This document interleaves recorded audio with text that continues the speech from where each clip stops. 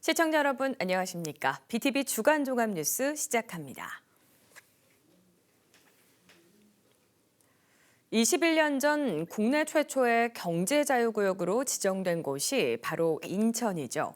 송도와 청라, 영종은 미래산업을 선도하는 국제도시로 성장하고 있는데요. 앞으로 20년 후의 모습은 어떨까요? 인천경제청은 투자유치 인프라를 확충하고 글로벌 기업들을 유치해서 경쟁력을 더 높인다는 계획입니다. 이정윤 기자의 보도입니다. 지난 2003년 국내 첫 경제자유구역으로 지정된 인천. 바다와 갯벌을 매립해 조성한 송도 국제도시를 시작으로 영종 국제도시, 청라 국제도시 개발 사업을 추진했습니다. 인천 경제자유구역 면적은 총 122.42제곱킬로미터. 우리나라 경제자유구역 전체 면적의 45%에 달합니다. 지난 20년 동안 바이오와 항공, 금융을 중심으로 국제도시로 성장한 인천 경제자유구역. 현재 3,800여 곳의 기업체가 입주해 있고 외국인 투자 금액은 150억 달러에 달합니다. 정주 인구도 45만 명을 돌파했습니다. 21년이라는 시간 동안 인천에는 글로벌 기업들이 모여들었고 국제기구들이 자리하였습니다. 세계적인 교육기관을 유치했고 양성된 인재들이 연구 성과를 내며 기업과 도시 경쟁력, 경제를 신장시키는 선순환 구조를 완성해 가고 있습니다. 급변하고 있는 글로벌 환경에 맞춰 새로운 도약을 준비하고 있는 인천 경제자유구역. 인천경제청은 새 비전 2040을 발표했습니다. 핵심은 글로벌 비즈니스 혁신 허브입니다. 우선 송도는 제조 기반의 바이오 산업을 연구와 바이오 신약, 디지털 헬스케어로 확산시킨다는 구상입니다. 또 영종 항공 복합도시 등 메가 프로젝트 개발 사업을 통해 대기업을 유치하고 청라에는 영상 문화 복합단지 등을 조성해 K 콘텐츠를 이끌어간다는 계획입니다.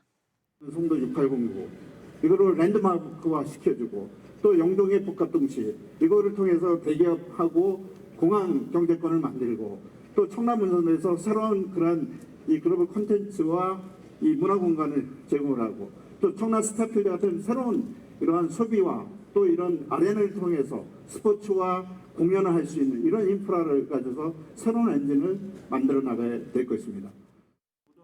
인천경제청은 경제자유구역 추가 지정도 본격적으로 추진합니다. 광화 남단을 경제자유구역으로 지정해 스마트팜 등 신성장 동력을 마련한다는 구상입니다. 인천경제청은 2040년까지 바이오와 디지털 헬스케어, K컬처를 중심으로 글로벌 기업과 인재들이 모여드는 미래 도시로 성장시킬 계획이라고 밝혔습니다. BTV 뉴스 이정윤입니다. 지난 2000년대 초반 택지 개발로 조성된 남동구 노년 2지구. 도시가 만들어진 지 20년이 훌쩍 지났는데 아직도 나대지로 방치된 땅이 있습니다. 당초 학교 부지였던 이 부지에 최근 갑자기 주차장 조성 공사가 시작되면서 인근 주민들이 강하게 반발하고 있는데요. 어떻게 된 일인지 김지영 기자가 취재했습니다. 남동구 논현동에 조성된 한 공터. 한쪽에 회색 자갈이 깔려 있습니다. 임시 주차장으로 사용하기 위한 공사가 진행 중입니다. 어제 오는데 보니까 다 했더라고. LH 소유인 이 부지는 20년째 방치돼 있었습니다. 남동구는 인근 불법 주차 문제를 해소하기 위해 임시 주차장을 짓기로 하고 지난 8월 LH와 협약을 체결했습니다. 그런데 인근 주민들은 강하게 반발합니다. 이유가 뭘까? 이곳은 과거 택지 개발 당시 학교 시설 용지였고 아파트 분양 당시에도 초등학교 설립이 예정돼 있었습니다. 하지만 학생 수요 감소로 인해 지난 2017년 시교육청이 학교 설립 불가 입장을 밝힌 상황. 주민들은 대안으로 복합문화센터 설립을 요구했습니다. 그 생활 뭐 하는 거 있잖아요. 운동하고 그러는 거 뭐도 그 체육시설 그런 게 들어왔으면 그러더라고 사람들은. 이 근방에 가까운 게 그런 게 없나 봐요. 가까운 게. 하지만 학교도 복합문화센터도 아닌 주차장 공사 소식이 전해지면서 반발의 목소리가 커지고 있습니다. 인천시 남동구 이런 지자체랑 LH가 서로 떠넘기면서 이렇다 할 계획을 내놓지 못하고서 계속 시간만 지나가고 있었습니다. 근데 그 와중에 이제 갑자기 주차장 공사가 진행이 되고 있으니까 이제 불난데 기름을 부은 격인 거죠. 보셨지만은 바로 옆에 유치원도 있어요. 그러다 보니까는 이제 주차장이 생기면은 차량 출입도 많아질 거고. 남동구는 해당 주차장은 임시 시설인 만큼 새로운 용도가 정해지면 언제든 철거할 수 있다고 해명했습니다. 그러면서 주민 요구에 따라 복합 문화공간 설치를 위한 노력도 지속하고 있다고 덧붙였습니다. 현재로서는 이제 땅이 계속 나대지로 있다 보니까 부분적으로 주차난 해소를 위해서 이제 임시 주차장을 지금 담당 부서에서 진행을 하고 있고요. 그다음에 장기적으로는 복합시설 건립을 이제 저희도 시에 건의를 이렇게 한 상황이니까. LH는 지난 2021년 해당 부지에 공동주택과 문화시설을 함께 조성하는 사업을 추진했지만 주민 반대에 부딪혀 무산된 바 있습니다. 주민들은 주택을 뺀 단독 문화시설을 요구하고 있습니다. 하지만 수백억 원의 예산이 투입되는 만큼 20년째 기다린 수건 해결의 핵심은 재원 확보가 될 전망입니다. BTV 뉴스 김지영입니다.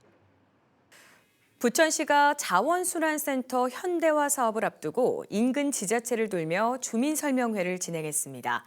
시설 현대화와 함께 쓰레기 소각 용량을 하루 500톤 규모로 늘릴 계획인데요. 입지 후보지 3곳 중에 2곳이 인천 계양구와 인접해 있어서 주민들의 반발이 거셉니다. LG엘로비전 김진재 기자입니다. 부천시 인근 지자체 주민들에게 부천 자원순환센터 현대화 계획과 사업 타당성을 설명하는 자리. 인천 계양구 주민들은 설명회 내내 강한 반발과 함께 유해물질에 대한 우려를 쏟아냈습니다. 둥둥이 몇 미터 올라간다고 올라가야지만 분진이 그나마 그 위에서 없어진다고 생각하십니까? 64m예요 최소. 근데 계양구는 우리는 64m가 안 돼요. 할 수가 없습니다. 보면 46m예요. 지금 현재도 냄새나 이런 거 되게 심한데요. 더 크게 지어서 아무리 현대화를 한다고 해도 굴뚝 높이가 올라가지도 않고 이런 상황에서 계속 추진을 한다는 건 저희들이 결사 반대합니다. 배출가스 온도가 약 120도 정도 됩니다. 그럼 뜨거운 공기는 미리 빨리 올라가게 되잖아요. 거기에다가 저희는 송풍기가 그 굴뚝 안에 설치되어 있습니다. 그래서 실질적인 효과는 송풍기를 이용해가지고 이제 높이 쏴주기 때문에 지금도 약 120m 굴뚝에서 나오는 것 같은 그런 효과를 보고 있고요. 특히 계양 지역 정치권은 전략 환경 영향평가 과정에서 계양구 주민들의 의견이 제대로 반영되지 않았다며 강력 투쟁을 예고하기도 했습니다. 일장동에 지금 자원순환센터 생겼잖아요. 근데 거기에 대한 피해는 고스란히 누가 보고 있었어요? 지금까지? 계양구죠. 그 주변에 부천 시민이 있어요. 우리 계양 국민과 함께 이 사업이 제대로 진행되지 못하도록 아니면 계양구에 협의 없이 절대 진행될 수 없도록 강력하게 투쟁하겠습니다. 감사합니다. 부천시가 유해물질에 대한 철저한 관리를 약속했지만 계양 주민들은 믿을 수 없다는 반응입니다. 유해물질에 대해서는 지금 몇 가지 낮추겠다, 절대 1도 유해물질이 나오지 않겠다 이렇게 말씀드리고 사실 거짓말이고요. 최대한 걱정하시지 않는 수치로 유지하면서 운영 관리를 잘 하겠다 이런 말씀을 드릴 수밖에 없다는 걸. 안 돼요! 안 됩니다! 절대 안 됩니다! 그거는 형식적인 말씀입니다! 지난해 5월 기존 자원순환센터를 광역화하지 않고 단독으로 현대화하기로 결정한 부천시는 오는 2030년 준공을 목표로 사업을 추진 중입니다. 부천시 계획대로 사업이 추진되면 현재 하루 300톤 규모인 소각 용량은 하루 500톤으로 늘어나게 됩니다. 부천시는 입지선정위원회와 용역을 거쳐 최종 후보지 3곳을 선정했는데 이 중 2곳은 계양구 경계와 맞닿아 있습니다. 이미 부천 대장동 자원순환센터로 인한 피해를 호소하던 계양구 주민들이 현대화 사업으로 소각 용량이 늘어나는 걸 반대하는 이유입니다. 결국 이날 주민설명회는 계양구 주민들이 설명회 도중 단체로 퇴장하면서 부천 자원순환센터 현대화 사업에 대한 반대 의견만 확인한 채 끝이 났습니다. 인천 계양구를 끝으로 인근 8개 지자체에서 주민 설명회를 마친 부천시는 다음 달 6일까지 주민 의견 등을 수렴한 결과와 반영 여부를 공개할 예정입니다. 헬로티비 뉴스 김진재입니다. 백령도행 대형 여객선 도입이 9차례 공모를 끝에 결국 무산됐습니다. 주민들은 강하게 반발하고 있는데요. 인천시는 결국 이 공모 사업을 하지 않고 대형 여객선을 직접 건조하는 방안을 검토하기로 했습니다. 이를 위한 이 사전 행정 절차를 시작하고 국비 확보를 위해 서해 5도 지원 특별법 개정도 추진하겠다는 계획입니다. 이정윤 기자입니다. 서물나와 인천시청 앞에서 집회를 연 서해 3도 주민들. 백령도행 대형 여객선 도입이 또 무산되자 인천시의 대책 마련을 촉구하고 나선 겁니다. 9번째 공모 끝에 지난 5월 우선 협상 대상자가 선정돼 실시 협약까지 체결했지만 얼마 전 협약이 파기되면서 대형 여객선 도입은 결국 물거품이 됐습니다. 대형 여객선 운항이 끊긴 지도 2년이 돼가는 상황. 주민 반발이 커지자 인천시와 옹진군은 대형 여객선을 직접 건조하는 방안을 추진하겠다고 밝혔습니다. 이를 위해 올해 사업 타당성 조사 연구 용역을 진행하고 행정안전부 타당성 조사와 중앙투자심사 등 사전 행정 절차도 진행한다는 계획입니다. 서해 3도 주민들은 이 같은 결정을 크게 반기고 있습니다. 시에서 직접 건조했을 경우는 공영제나 완전 공영제로 추진이 가능하기 때문에 훨씬 더 이제 이동권의 확보가 가능하다고 생각하고 시나 군에서 또 이렇게 운영할 수 있는 방안이 모색된다면 그런 어떤 불합리한 또한 이동권의 제약을 받았던 부분이 많이 해소될 거라는 생각을 하고 있습니다. 대형 여객선을 건조하기 위해선 국비 확보가 관건입니다. 인천시는 국비 확보를 위해 행정안전부에 서해 5도 지원 특별법 개정을 건의할 예정입니다. BTV 뉴스 이정윤입니다.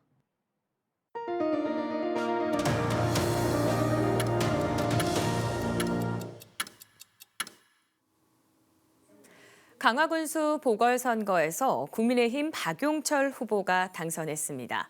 당선과 동시에 군수직을 수행하게 되는데요. 신속한 군정 안정과 또 중단 없는 강화 발전을 이끈다는 각오입니다. 구혜희 기자입니다.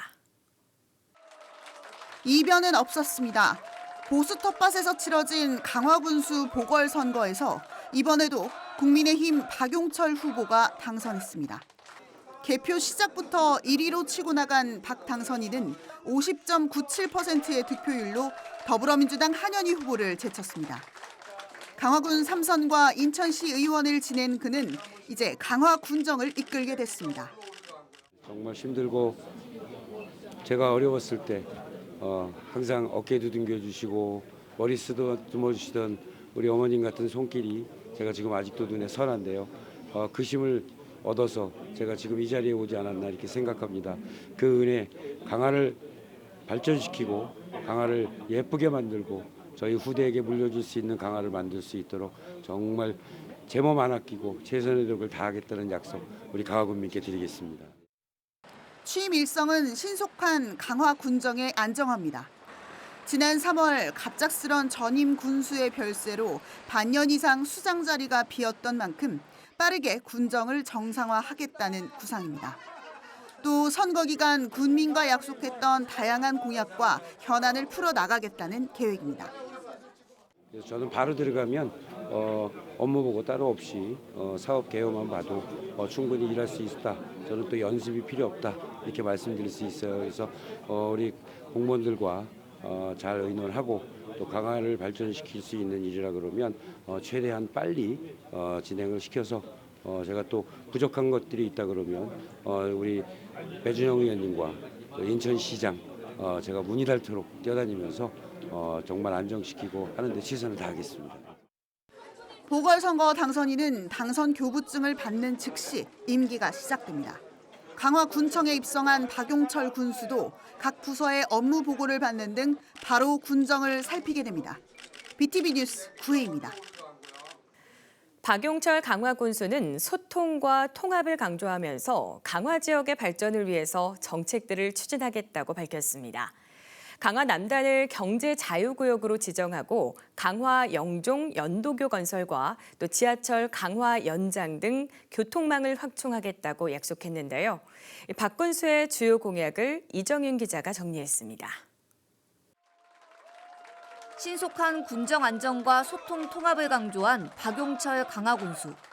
하나된 강화를 위해 국민통합위원회를 구성하고 국민화합대축제를 개최하겠다고 밝혔습니다. 또 찾아가는 군수실과 강화군민 민원의 날을 운영해 주민들과 적극적으로 소통하겠다는 계획입니다. 굵직한 교통 공약도 약속했습니다. 지하철이 없는 강화군, 주민들의 수건 사업이기도 한 전철시대를 개막하겠다는 포부입니다. 서울 5호선과 인천 2호선을 강화까지 연장하는 게 핵심입니다.